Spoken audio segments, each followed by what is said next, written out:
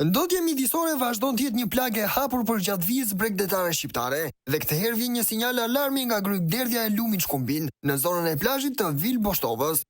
Një eksplorues i natyrës, i cili ndjek nga afër mjediset natyrore dhe zgavrat e virgjëra të vendit, ka ngritur shqetësimin për sasinë e madhe të mbeturinave të hedhura në mënyrë të pakontrolluar në këtë zonë. Ai ka përshkruar situatën si alarmante, duke vënë në pas se problemet të ngjashme hasen në shumë pika të tjera të bregdetit shqiptar.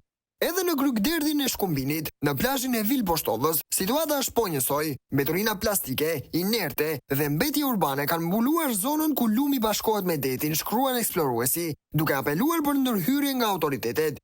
Grykderdhja e shkumbinit është një zonë me potencial të lartë natyror dhe ekologjik, por duket se mungesa e vëmendjes institucionale dhe edukimi qytetar e kanë kthyer atë në një depo të hapur mbetjesh. Ekspertët dhe aktivistët mjedisor apelojnë që institucionet përkatëse, Bashkia, Agjencia Kombëtare e Mjedisit dhe Ministria e Turizmit dhe Mjedisit të ndërhyjnë me pastrime emergjente, vendosin tabela shparalajmëruese dhe sidomos me masa administrative ndaj ndotësve.